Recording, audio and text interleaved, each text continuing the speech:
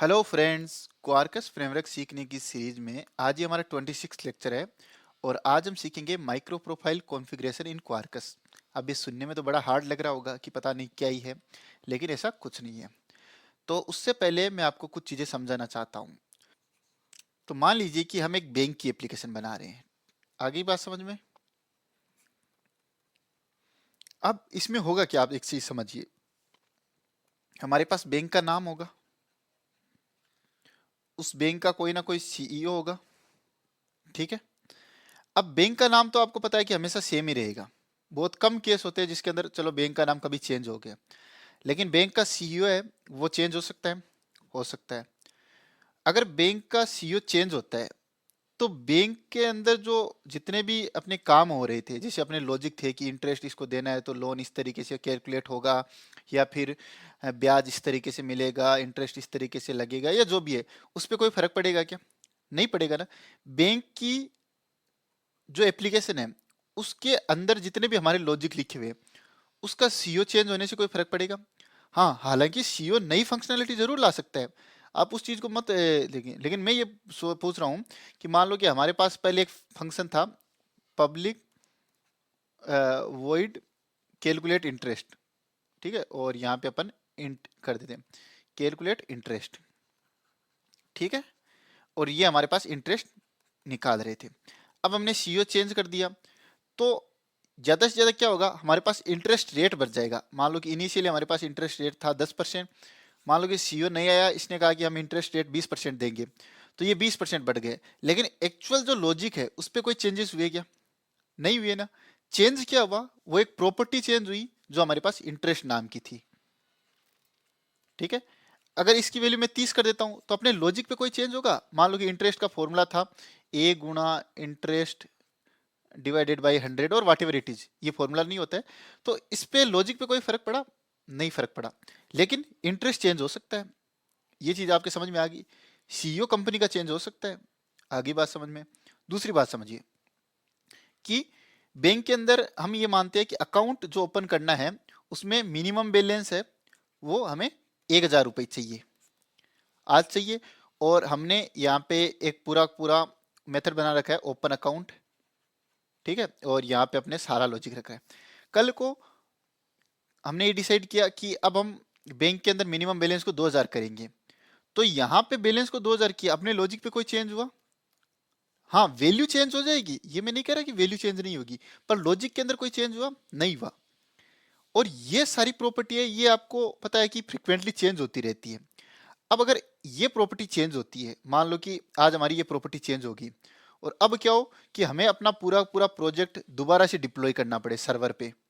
ठीक है, तो क्या एक अच्छी चीज होगी क्या? मुझे आप बताइए कि मान लीजिए जो बैंक की एप्लीकेशन है ये हमारी 1 GB की है, हालांकि ऐसा होता नहीं है लेकिन आप सपोज कीजिए। और हमने सिर्फ और सिर्फ एक प्रॉपर्टी थी कि हमने एक बना रखा था ऑब्जेक्ट, या जो भी स्ट्रिंग, सॉरी, अपने पास जैसे कि इंट और मिनिमम बैलेंस, और यहाँ पे मैंने वैल्यू डाल रखी थी 2,000। अब क्योंकि यहाँ पे मैंने 3,000 कर दिया, तो अब मुझे क्या होगा कि पूरे पूरे प्रोजेक्ट को दोबारा से कंपाइल करके फिर डिप्लॉय करना पड़ेगा। तो कितनी बड़ी हेडेक होगी, आप इस चीज को समझिए। और अब चलो मैं आपको थोड़ा सा और समझाता हूँ। पहले आप प्रॉब्लम समझिए, फिर हम सॉल्यूशन पे मूव करेंगे। जिससे क्या होगा कि आप उस चीज को कभी भूलोगे नहीं, वरना अगर मैं आपको सिंपल ये समझा देता कि ये चीजें होती है तो आप उस चीज को कभी नहीं समझ पाते। अब थोड़ा सा मैं नीचे निकालता हूँ। आप समझिए कि आज मेरा माइक्रोसॉफ्ट कंपनी के साथ कॉन्ट्रैक्ट है। ठीक है, और मैं उनका डेटाबेस यूज में ले रहा हूँ। ठीक है, और मैंने अपने सारे सारे डेटाबेस की प्रॉपर्टी बता दी है कि मेरा डेटाबेस माइक्रोसॉफ्ट सीक्वल सर्वर होगा, यूजर नेम ये है, पासवर्ड ये है। ठीक है। अब कल को क्या हुआ कि मेरा चलो माइक्रोसॉफ्ट के साथ कॉन्ट्रैक्ट टूट गया, अब मैं ओरेकल कंपनी के साथ जाऊंगा। ठीक है, तो ओरेकल का सीक्वल, ओरेकल जो भी है सीक्वल सर्वर है उनका डेटाबेस, अब मैं उनका डेटाबेस काम में लूंगा। तो ये बताओ मैंने क्या चेंज किया? सिर्फ डेटाबेस चेंज किया है। डेटाबेस के अंदर की कोई चीजें चेंज की है? किसके अंदर कितनी टेबल थी, कितनी क्या थी, वो मैंने कुछ चेंज नहीं किया ना। मैंने तो सिंपल ये कहा कि भैया आज मैं इस डेटाबेस को काम में ले रहा हूँ, कल को मैं इस डेटाबेस को काम में लूंगा। तो अब आपने क्या किया कि सारी की सारी प्रॉपर्टी को चेंज करके दोबारा से प्रोजेक्ट को कंपाइल करके वापस डिप्लॉय करोगे, कितनी बड़ी हेडेक है, जबकि आपको लॉजिक में कोई चेंज नहीं हुआ। तो अब इस चीज को समझिए, हमारी एप्लीकेशन के अंदर कुछ चीजें ऐसी होती है जिनको हम प्रॉपर्टी बोलते हैं, जिनका सॉरी प्रॉपर्टी जिनका लॉजिक से कोई मतलब नहीं होता है। हालांकि वो लॉजिक के अंदर काम जरूर आएगी, लेकिन उसको चेंज करने से हमारे प्रोजेक्ट को रिकम्पाइल नहीं करना पड़े हमें। क्योंकि मैंने आपको बताया, अगर इंटरेस्ट 20 से 30 हो जाता है तो सिंपल वो इंटरेस्ट की वैल्यू चेंज हुई है, तो आप पूरे लॉजिक को, पूरे प्रोजेक्ट को कंपाइल क्यों करोगे? तो उसके लिए हमारे पास क्या होती है, आप देखोगे हमारे प्रोजेक्ट के अंदर होती है एप्लीकेशन डॉट प्रॉपर्टीज फाइल। अब आप कहोगे अरे सर आप इतनी देर इस फाइल की बात कर रहे थे क्या, कितना सस्पेंस क्रिएट किया। नहीं नहीं नहीं, इस फाइल को हल्के में मत लेना। एप्लीकेशन डॉट प्रॉपर्टीज फाइल, ये फाइल किस काम आती है? ये फाइल काम आती है कि आप यहाँ पे अपनी प्रॉपर्टीज डिफाइन करो।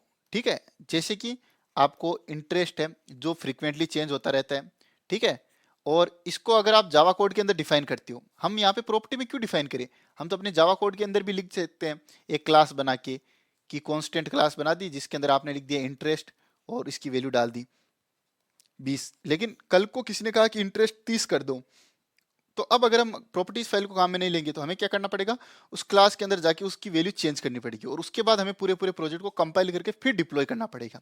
लेकिन अगर ये इंटरेस्ट की प्रॉपर्टी हमारी एप्लीकेशन डॉट प्रॉपर्टीज फाइल में है और आपने अभी 20 कर रखा है और कल को आपने इसको 30 कर दिया, तो हमें कोई भी प्रोजेक्ट को रीडिप्लॉय करने की जरूरत नहीं है। जब हमारा प्रोजेक्ट मान लो कि एक फंक्शन चला अपना 6 बजे और 6 बजे इसने देखा कि इसकी वैल्यू 20 है तो इसने 20 ले ली, फिर आपने क्या किया, इसकी वैल्यू को 30 कर दिया। अब आपको प्रोजेक्ट को कंपाइल करने की कोई जरूरत नहीं है, ना उसको दोबारा से डिप्लॉय करने की जरूरत है। तो अब दोबारा मान लो कि 6:05 पे ये फंक्शन दोबारा चल रहा है, अब देखेगा अरे यार वैल्यू 30 हो गई, चलो 30 ले लेते हैं। तो इसलिए आप समझिए कि एप्लीकेशन डॉट प्रॉपर्टीज फाइल का कितना इंपॉर्टेंस है। इसीलिए आप देखते होंगे कि जब भी हम अपने डेटाबेस की कॉन्फ़िगरेशन करते हैं तो वो हम हमेशा एप्लीकेशन डॉट प्रॉपर्टीज फाइल में करते हैं, और वहां से सारी सारी कॉन्फ़िगरेशन को अपनी जावा क्लास पढ़ लेती है कि इसकी वैल्यू क्या है, इसकी वैल्यू क्या है। कल को ये वैल्यू चेंज भी होती है तो वो डायनेमिकली उसको गेट कर लेंगे। ठीक है, तो एप्लीकेशन डॉट प्रॉपर्टीज के अंदर अपनी प्रॉपर्टी डिफाइन करने का फायदा क्या होता है कि हमको प्रोजेक्ट को दोबारा से कंपाइल करने की जरूरत नहीं है। ठीक है, और ना इसको दोबारा से डिप्लॉय करने की जरूरत है। ठीक है, हम लाइव सर्वर के अंदर ही, हमारा मान लो कि प्रोजेक्ट, हमारा बैंक का एप्लीकेशन लाइव है, वो चल रहा है, और किसी ने कहा कि चलो भैया अब इंटरेस्ट रेट बढ़ा दो, आपने एप्लीकेशन डॉट प्रॉपर्टीज फाइल के अंदर चेंजेस किया और वो रिफ्लेक्ट हो जाएंगे। आपको कोई भी प्रोजेक्ट की दूसरी फाइलों को छेड़ने की जरूरत नहीं है, ना आपको कंपाइल करने की जरूरत है, ना आपको डिप्लॉय करने की जरूरत है। तो अब आपको थ्योरी समझ में आ गई होगी कि हम एप्लीकेशन डॉट प्रॉपर्टीज फाइल की बात कर रहे हैं और यहाँ पे हम अपनी प्रोजेक्ट की सारी सारी प्रॉपर्टीज को डिफाइन करते हैं। और जब हमें किसी भी फाइल के अंदर या किसी भी फंक्शन के अंदर उन प्रॉपर्टीज को चाहिए तो हम उनको गेट कर लेते हैं डायनेमिकली। वो कैसे करते हैं वो अब हम अपने प्रैक्टिकल में सीखेंगे। तो चलिए बिना देरी के मैं चलता हूँ अपनी आईडी पे और आज का प्रैक्टिकल स्टार्ट करते हैं।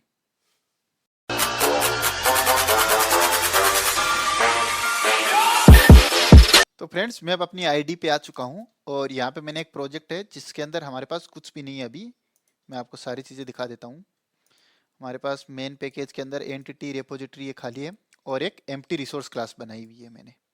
ठीक है, और अगर मैं यहाँ पे जाऊँ टेस्ट के अंदर तो अपने को जाना ही नहीं है आज।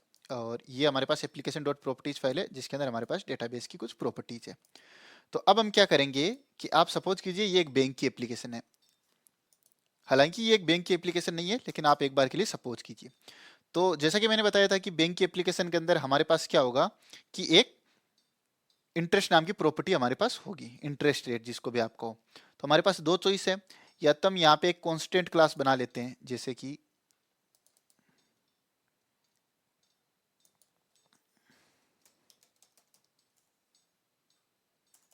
यहाँ पे सबसे पहले हम एक पैकेज बना लेते हैं।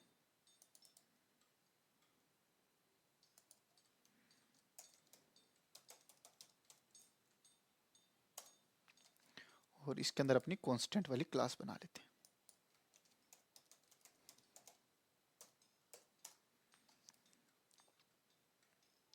और अब आप यहाँ पे अपने कांस्टेंट को डिफाइन कर सकते हो, जैसे कि public static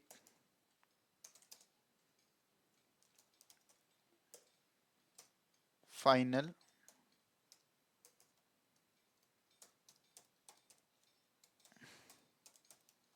interest rate is equal to 10, और ये आप इंट कर दीजिए। और यहाँ पे आप लिख दीजिए पब्लिक, इसी को मैं कॉपी कर लेता हूँ, पब्लिक स्टैटिक।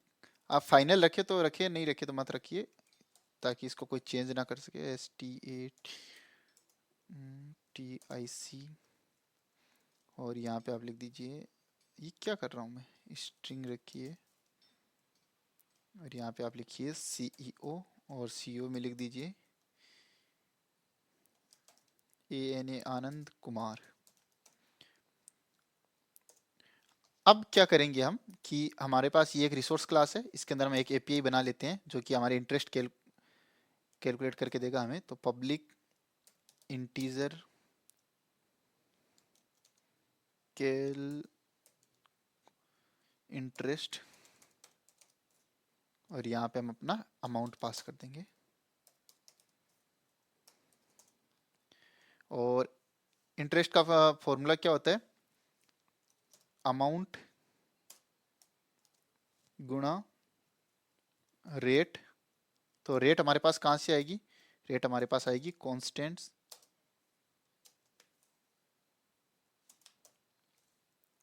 इंटरेस्ट रेट गुणा मल्टीप्लाई टाइम, टाइम हम 1 ईयर रख लेते हैं, ये अपना फिक्स है, डिवाइडेड बाई 100। हम ये फॉर्मूला मानते हैं कि ये हमारे इंटरेस्ट का फॉर्मूला है।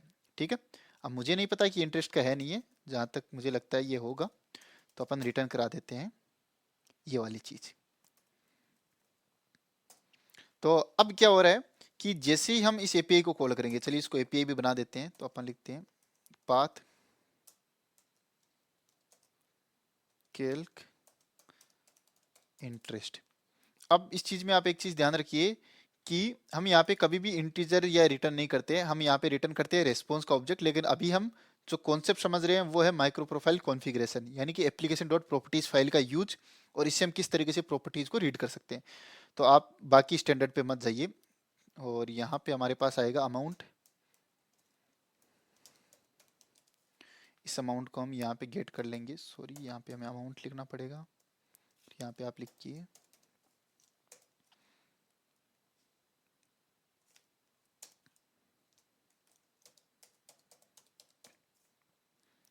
हो गया।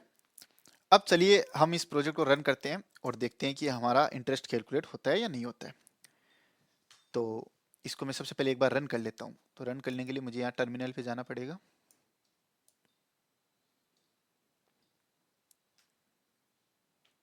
और यहाँ पे टाइप करना पड़ेगा mvn quarkus:div,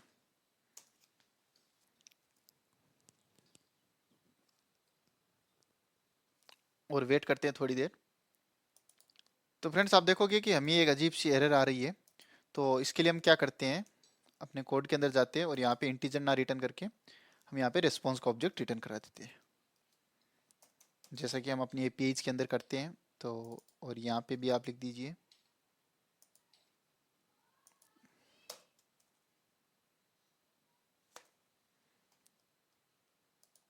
response dot okay,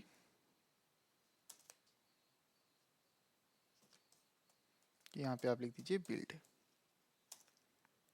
ये हमारा काम हो चुका है, और साथ ही साथ हम एक काम करते हैं, इसको गेट एपीआई भी बना देते हैं। और क्योंकि अब हमने अपने लॉजिक के अंदर चेंज किया, अपने कोड के अंदर चेंज किया है, तो जब भी हम अपने कोड के अंदर चेंज करते हैं तो हमें प्रोजेक्ट को दोबारा कंपाइल करके उसको बिल्ड करना पड़ता है। यह चीज़ आप ध्यान रखिए। तो मैं यहाँ पे Ctrl+C कर देता हूँ, और यहाँ पे अब अपने प्रोजेक्ट को दोबारा से रन करता हूँ, और थोड़ा सा वेट करते हैं।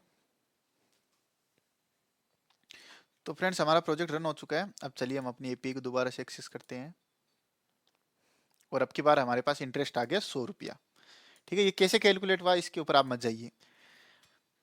अब इस चीज को ध्यान से देखिए, जैसे ही मैं यहाँ पे इंटरेस्ट रेट को चेंज करता हूँ, ठीक है, तो अब क्या होगा कि अगर मैं इसको रिफ्रेश करता हूँ तो आप देखिए हमें आउटपुट नहीं मिलेगा। ये कुछ टाइम ले रहा है। टाइम क्यों ले रहा है, क्योंकि क्वार्कस अब इस प्रोजेक्ट को दोबारा से कंपाइल करके रन कर रहा है। अब आप बोलोगे सर हमने तो किया ही नहीं दोबारा से कंपाइल। तो मैंने आपको पहले दिन ही बताया था कि क्वार्कस के अंदर जो लाइव रिलोडिंग का फीचर होता है वो यहाँ पे काम में आ रहा है। तो अभी भी आप देख रहे हो कि हमारे पास चेंजेस रिफ्लेक्ट नहीं हुए हैं। तो चलिए थोड़ा सा वेट करते हैं।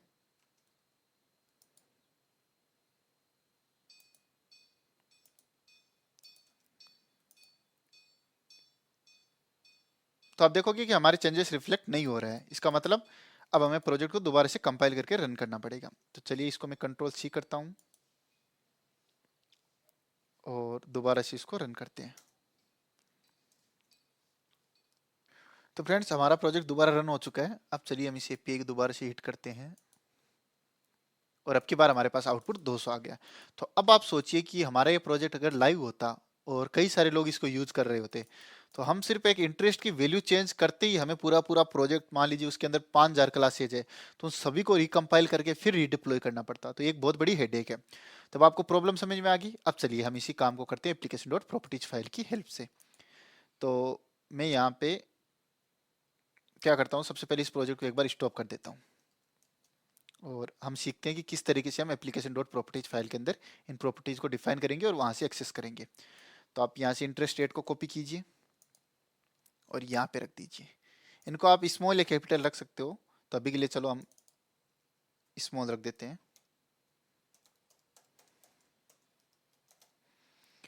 और यहाँ पे आप CO भी रख दीजिए, ठीक है।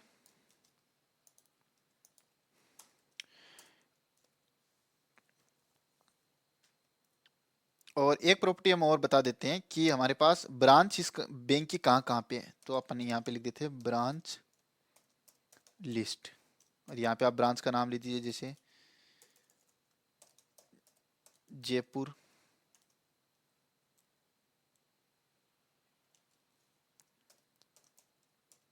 जोधपुर, बीकानेर,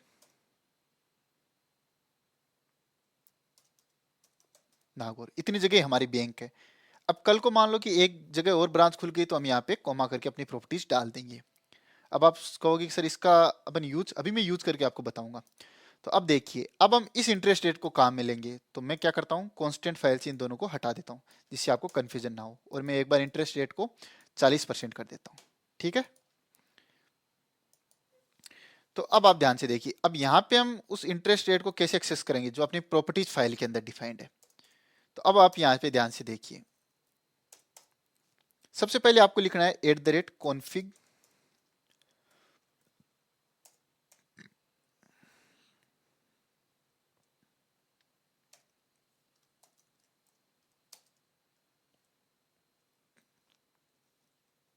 कॉन्फ़िग प्रॉपर्टी, और यहाँ पे आप लिखिए अपनी प्रॉपर्टी का नाम। तो सबसे पहले आप लिखिए नेम और उस प्रॉपर्टी का नाम लिख दीजिए। अपने पास प्रॉपर्टी का नाम क्या है, इंटरेस्ट रेट, यहाँ पे लिख दिया। और मान लो कि किसी वजह से ये प्रॉपर्टी यहाँ पे अवेलेबल ही ना हो, किसी ने डिलीट कर दी हो या फिर गलती से हट गई हो, तब हमें इसकी डिफॉल्ट वैल्यू बतानी पड़ती है। ये ऑप्शनल होती है, लेकिन आपको डिफॉल्ट वैल्यू हमेशा बतानी चाहिए। तो मान लो कि हमारी डिफॉल्ट वैल्यू रहेगी तब 10%, ओके।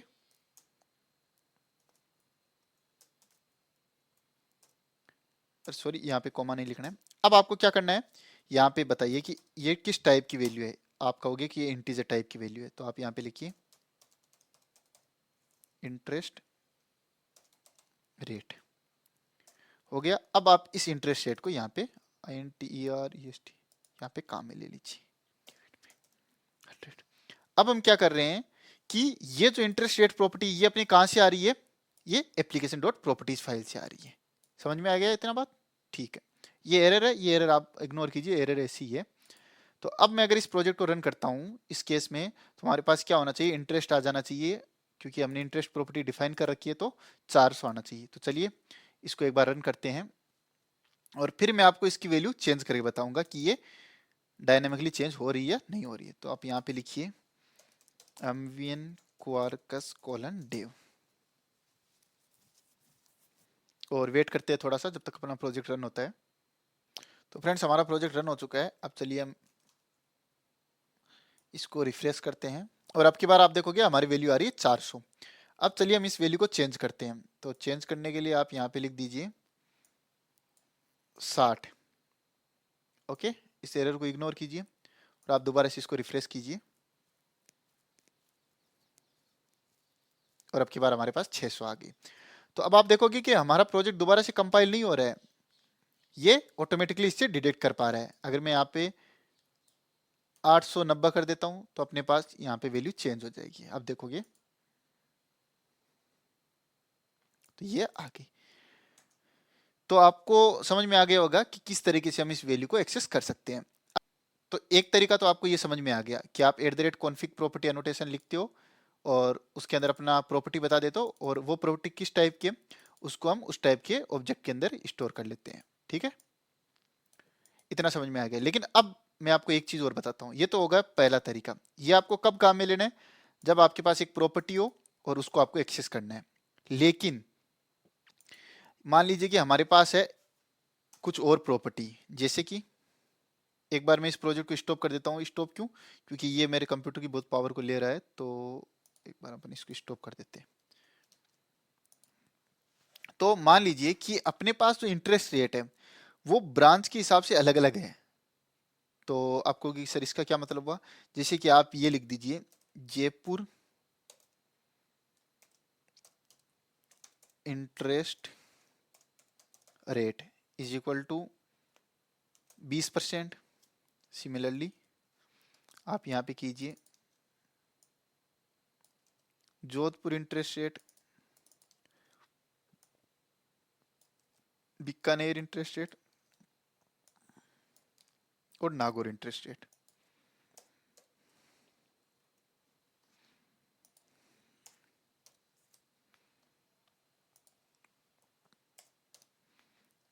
और यहाँ पे मैं चेंज कर देता हूँ, जयपुर की 20 है, जोधपुर की 30 है, बीकानेर की 10 है और नागौर की है 40%, या 400 ज्यादा होगी, 40 होगी।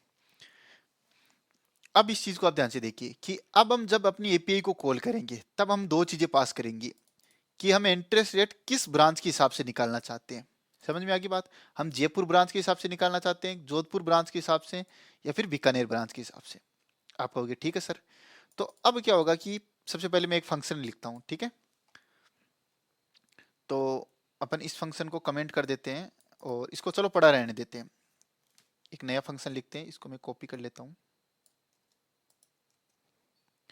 कैलकुलेट इंटरेस्ट, और आप यहाँ पे ब्रांच पास कीजिए और फिर आप अमाउंट पास कर दीजिए।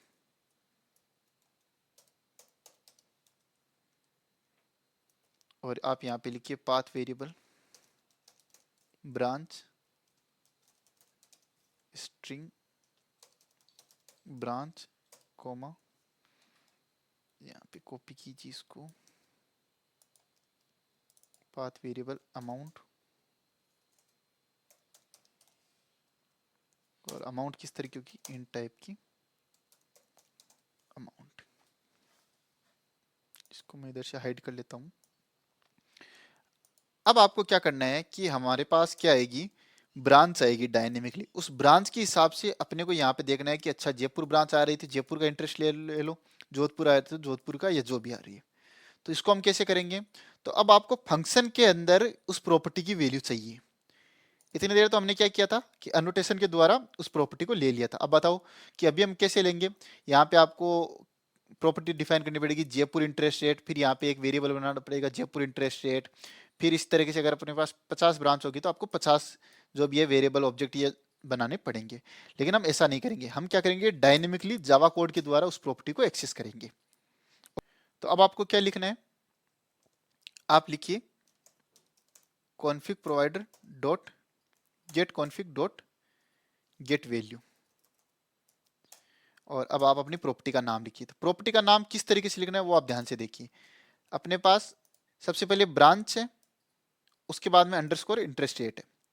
तो इसको आप कॉपी कर लीजिए और यहाँ पे आप लिखिए ये वाले, सॉरी इसको डबल कोट्स में लिखिए। पर आपको पता है कि आपकी जो ये ब्रांच है ये डायनेमिक आ रही है, ठीक है। तो ये ब्रांच आएगी किस में से? अपने पास इस ब्रांच वाले ऑब्जेक्ट के अंदर। और इसको आप लोअर केस में कर लीजिए सबसे पहले, डॉट टू लोअर केस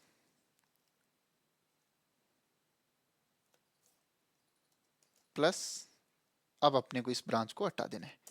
तो ये प्रॉपर्टी अब हमारी डायनेमिक बन गई कि जैसी ब्रांच आएगी उसके हिसाब से हमको वैल्यू मिलती जाएगी। और इसको अब आपको टाइप कास्ट करना है कि आपकी वैल्यू किस टाइप की है। तो हमारी है इंटीजर टाइप की, तो आपको यहाँ पे लिखना पड़ेगा इंटीजर डॉट क्लास, ठीक है। अब इसको आप एक वेरिएबल में या ऑब्जेक्ट जो भी कहे इसके अंदर आप स्टोर कर लीजिए। ये आ गई वैल्यू। अब ये वैल्यू आप यहाँ पे पास कर दीजिए, आप लिखिए यहाँ पे वैल्यू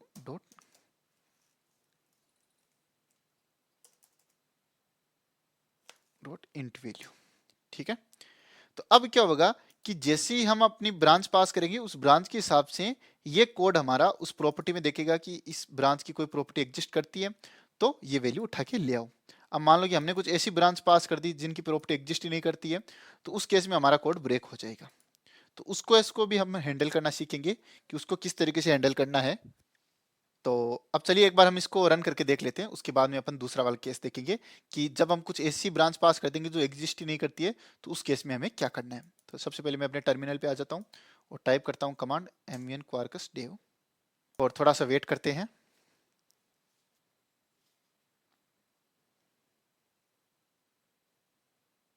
तो फ्रेंड्स हमारा प्रोजेक्ट रन हो चुका है। अब चलिए हम अपने स्वेगर यूआई पे जाके, सॉरी स्वेगर यूआई तो नहीं है, देखते हैं कि हमने स्वेगर यूआई इनेबल कर रखी है क्या। /q/swagger ui, अरे वाह। तो चलिए यहीं पे अपनी एपीआई को टेस्ट करते हैं। तो अपन वैल्यू पास करते हैं, अमाउंट पास करते हैं 10 और अपन पास कर देते हैं 1000 पे। हमको इंटरेस्ट कैलकुलेट करवाना है, ब्रांच अपनी जयपुर। एक्जीक्यूट पे क्लिक करते हैं और आप देखोगे हमारा 200 रुपये इंटरेस्ट आ चुका है। 200 क्यों आया, क्योंकि यहाँ पे अगर हम देखें तो हमारी इंटरेस्ट रेट है 20। अगर मैं इसको 40 कर देता हूँ तो अपने आउटपुट में 400 आना चाहिए डेफिनेटली। तो इसको हम एग्जीक्यूट करते हैं तो हमारा 400 आ चुका आउटपुट में। ठीक है, इसका मतलब हमारा कोड काम कर रहा है। अब मैं अगर यहाँ पे ब्रांच पास करता हूँ नागौर, तो नागौर में इंटरेस्ट रेट अपना कितना है 40% ही है, तो हमारा 400 आउटपुट में आ चुका है। अब मान लीजिए कि मैंने कोई ऐसी प्रॉपर्टी पास कर दी है या ऐसी ब्रांच पास कर दी है जो एग्जिस्ट ही नहीं करती, तो इस केस में देखना आप क्या होता है। हमारी आ गई एक्सेप्शन, जो कि एक बहुत बेकार चीज़ है कि सर ये क्या बताया, एक्सेप्शन आ गई तब तो हमारा कोड ही फेल हो गया। नहीं नहीं नहीं, हमने कोड गलत तरीके से लिखा है। हमने ऐसा केस बताया ही नहीं कि जब भाई ये प्रॉपर्टी एग्जिस्ट ही नहीं करती उस केस में क्या करना है। तो आप कहोगे कि बताइए सर फिर हम कैसे बताएं। तो उसके लिए आपको क्या लिखना है, यहाँ पे एक बार आप इसको ब्रेक कर लीजिए, get config dot get value. अब आप गेट वैल्यू मत कॉल कीजिए मेथड को, आप कॉल कीजिए गेट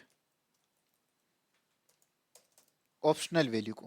ठीक है, अब क्या होगा कि जब आपके पास वैल्यू मिलेगी तब तो ये रिटर्न हो जाएगा, अदरवाइज आप लिखिए और एल्स आप पास कर दीजिए डिफॉल्ट रेट 5 है। ठीक है, तो अब आपने कहा क्या कहा है कि जब हमें वैल्यू मिल जाती है तब तो आप वो एक्चुअल वैल्यू रिटर्न करा दो। अगर हमें ब्रांच मिल जाती है तो उस ब्रांच के हिसाब से इंटरेस्ट रेट रिटर्न करा दो, अदरवाइज डिफॉल्ट अपना 5 रखो।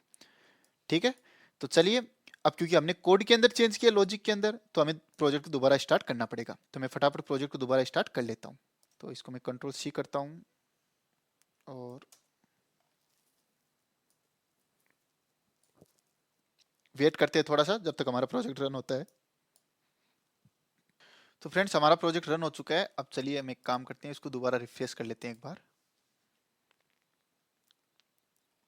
और अब दोबारा से हम चेक करते हैं। अमाउंट हमने डाल दिया 10,000, ब्रांच जयपुर, एग्जीक्यूट किया और अपना जो भी 4,000 है आ चुका है इंटरेस्ट। ठीक है, अब अपन यहाँ पे मान लीजिए कुछ और ब्रांच पास कर देते कुछ भी, तो आप देखोगे हमारा 500 आ गया। 500 क्यों आया, क्योंकि हमारी इंटरेस्ट रेट 5 थी। तो अब आपको समझ में आ गया होगा कि अगर आपको किसी फंक्शन के अंदर वैल्यू चाहिए तो आप इस तरीके से निकाल सकते हो, और अगर आपको कोई एक सिंगल ही वैल्यू है तब आप इसको एनोटेशन से भी कर सकते हो। इतना समझ में आ गया।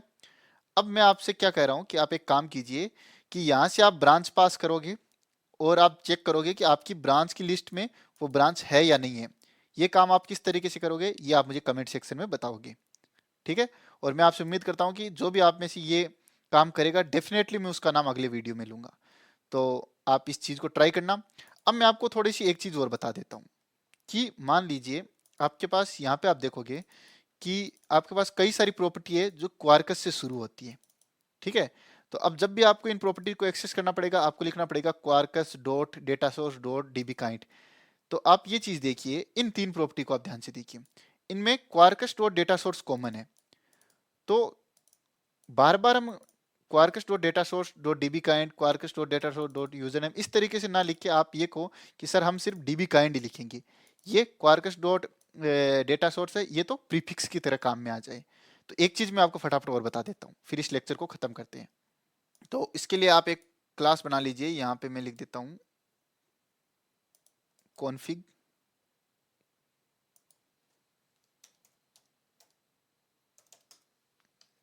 और यहाँ पे अपन लिख देते हैं,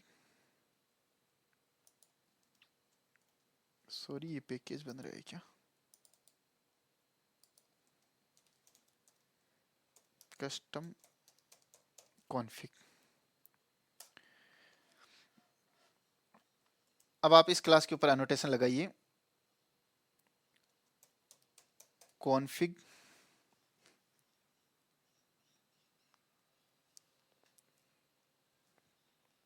प्रॉपर्टीज, ध्यान रखना प्रॉपर्टीज लगाना आपको। और अब आप यहाँ पे सफिक्स बता दीजिए, सफिक्स अपने पास क्या होगा, सॉरी प्रीफिक्स, सफिक्स नहीं प्रीफिक्स, क्योंकि ये अपने पहले लग रहा है ना, तो ये हमने प्रीफिक्स बता दिया। अब आप यहाँ पे प्रॉपर्टी का नाम लिख दीजिए, जैसे पब्लिक,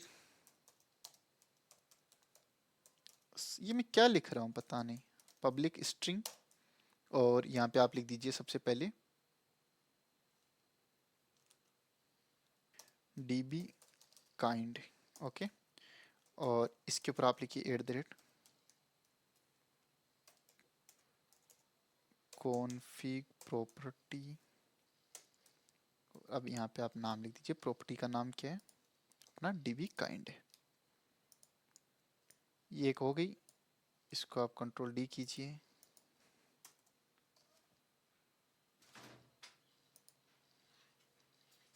हमें यहाँ पे ये बताना पड़ेगा कि ये प्रीफिक्स है या सफिक्स है, तो आप यहाँ पे लिखिए प्रीफिक्स, ठीक है। और ये क्या है, नेम है, तो आप यहाँ पे लिखिए नेम, यहाँ पे लिखिए नेम। दूसरी वाली प्रॉपर्टी का नाम क्या है,